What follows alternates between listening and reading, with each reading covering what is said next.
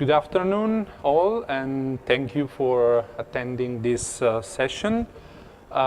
This pitch will deal with S3EEM, which stands for Scope 3 Emissions and Model.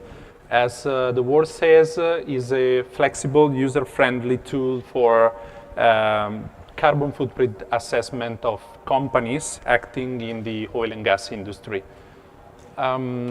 Few words about me. I'm Alex Giorgini. I am the co-founder and managing director of ERTA. I have a background in energy engineering, and I've gained expertise and know-how in environmental sustainability assessment.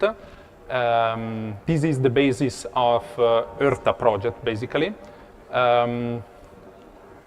Few words also about the company, about ERTA. ERTA is an innovative consultancy company working in the field of environmental sustainability analysis, and it is specifically referred to oil and gas industry because basically we have gained experience in this industry, we have an heritage in this industry, and we want to make available these kind of services for oil and gas. What we offer is simple, flexible solutions to allow clients in identifying strategies for reducing the environmental impact and helping them to show the added value of products, services, and their companies as a whole. Today, we will speak about a specific topic in sustainability, which is carbon footprint of organizations / GHG emissions inventory.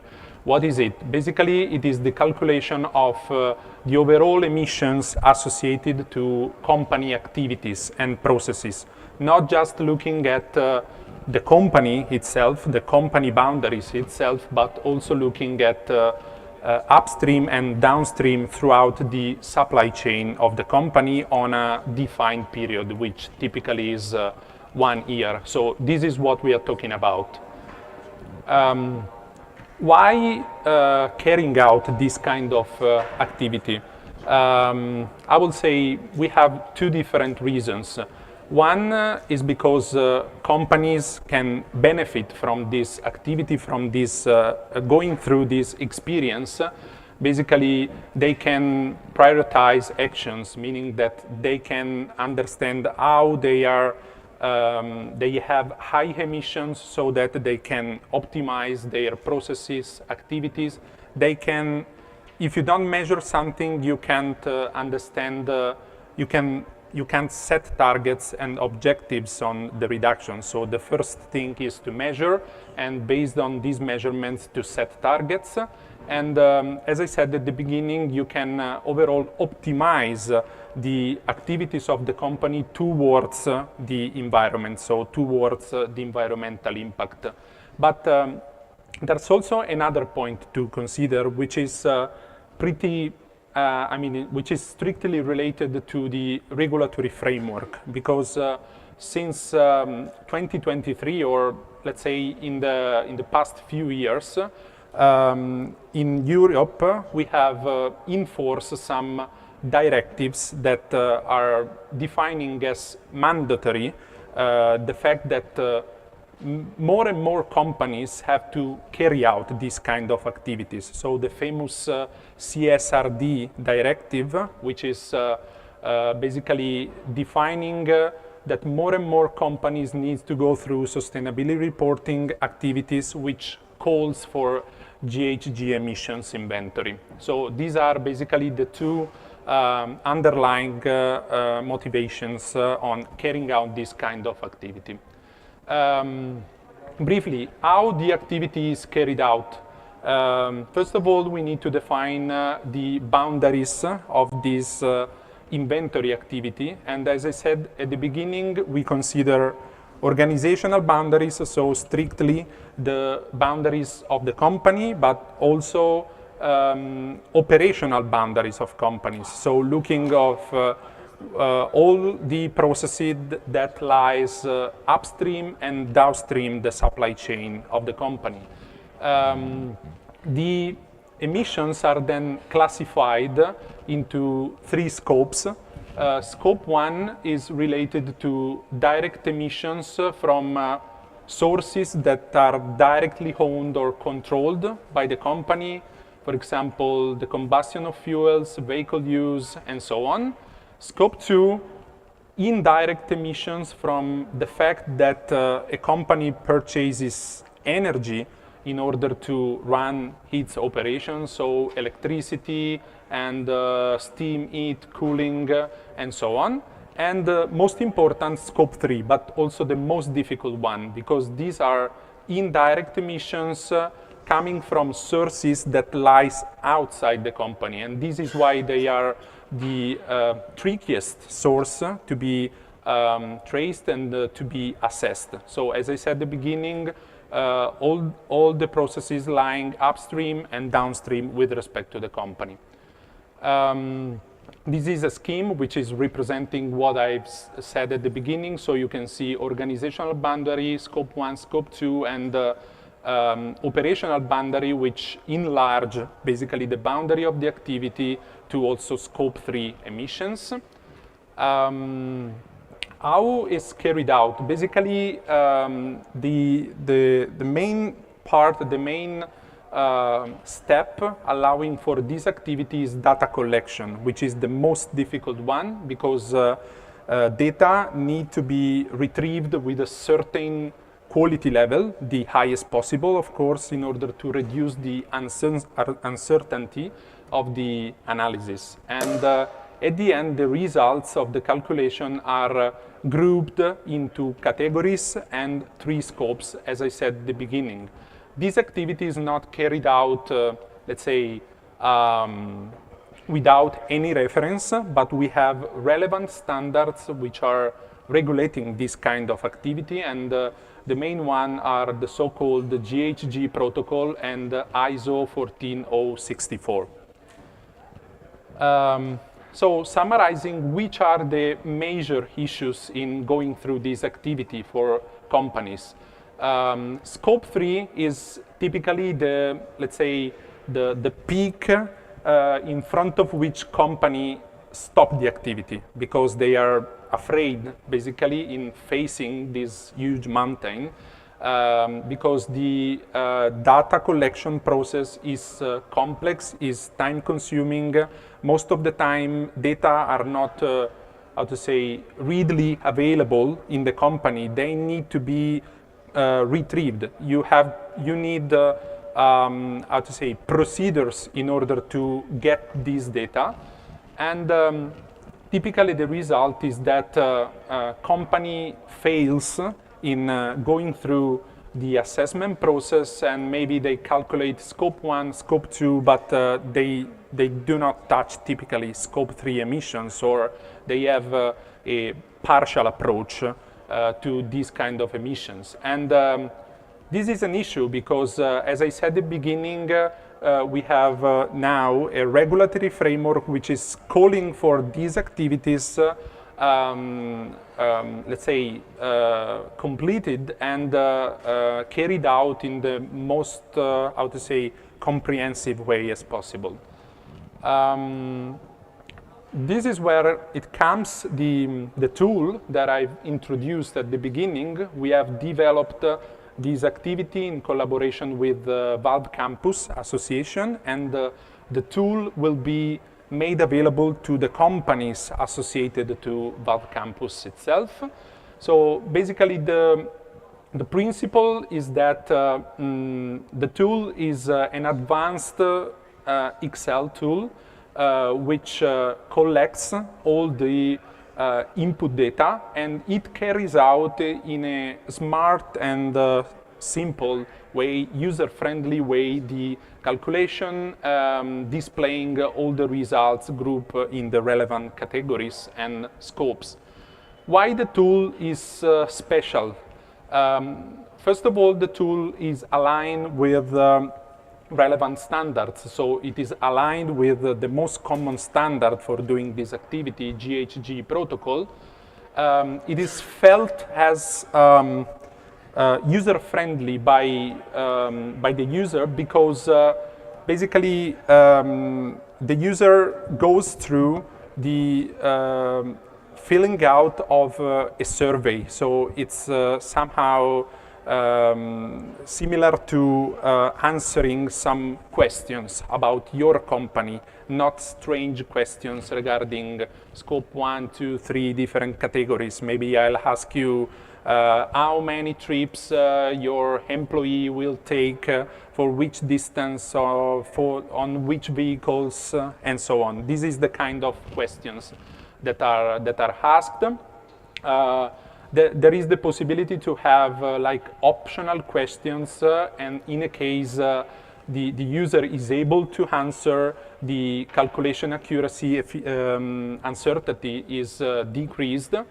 But most important thing is that we've taken care of specific, let's say, modeling approach, meaning that the tool relies extensively on a so-called economic approach, meaning that to the user, we do not ask typically physical quantities like kilograms, meters, or kilometers, and so on, but we ask about spend, let's say, we ask about money.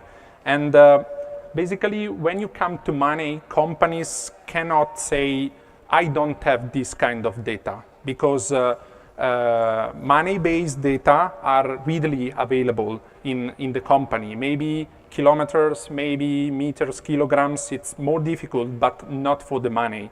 And this is the powerful feature of this tool, which is managed by the use of so-called spend-based emission factors, meaning that we are able to traduce directly euros or currency, whatever, into CO2 equivalent, which is the measure of carbon footprint.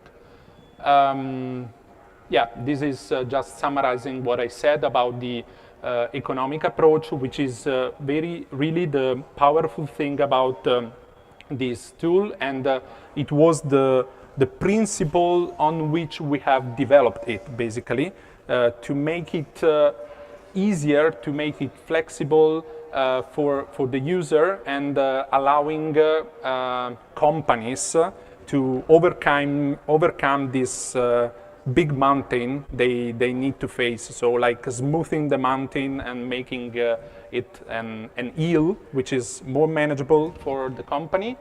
And the tool will be released soon to the associated companies. And if you would like to have more information about ERTA, about the services, if you want to start a journey in sustainability with your company, you can contact us at this email address, or you can stop by Hall B booth 136 for more information, for more discussions.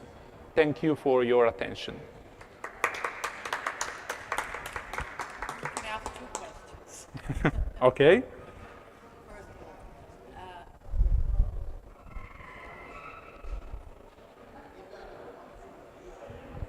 Okay, can you hear me? Yeah. Yeah. First of all, so you collect data via Excel. How do you model data? I mean, going from money to CO2, what is your database? What are you using? We use different database. They are international database derived, for example, from national associations like IPA from US, or like input-output analysis. I mean, there are techniques available that allow you to define spend-based emission factors from so-called input-output tables. Don't know if you know about this, and so it's like so-called environmentally extended input-output analysis. That's the principle behind emission factors. Are you disclosing the databases that you are referring to? Not completely, meaning that if data are directly published by, as I told you, EPA, for example, these are disclosed in the references, in the supporting documentation for the model. Otherwise, in the case we had to evaluate emission factors applying EEO, for example, in that case, you don't really have a real reference because they are evaluated applying a methodology. So they are like an IP of ERTA, let's say. Okay. Don't know if it is clear or not. Okay, and the second question is, so you say that, of course, you need to demonstrate that you are reducing your CO2 emissions. Yeah. How can you evaluate the reduced impacts if you start from an economic input-output approach? I mean, if you are implementing activities that are aimed to reduce your CO2 emissions, how can you demonstrate that these are effective if you are just measuring economic data? So basically, if you purchase more or you sell more, you emit more in this kind of a model. Yeah. You show Understood. that you are emitting more. During the presentation, I've stressed a lot the spend-based approach because this was basically one of the main targets of the tool development, but I will define the tool as a balanced mix between physical quantities approach and spend-based approach. Basically, spend-based approach kicks in that kind of categories where issues, basically, in order to smooth out the process. But I don't want to say that, I'm not asking for spend-based, the spend related to, I don't know, electric energy purchased by the company.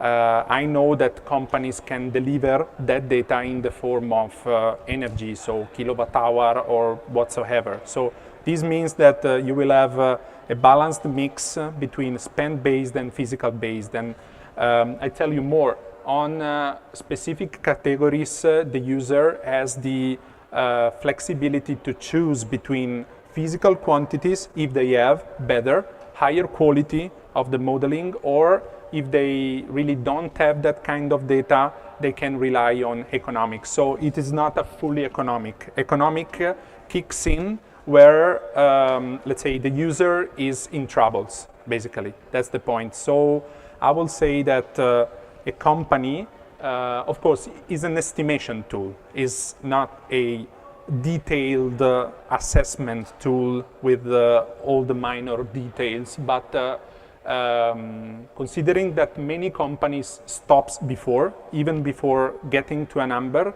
this could be a tool through which they can easily initiate that kind of process. And I believe that the reduction trend can be, let's say,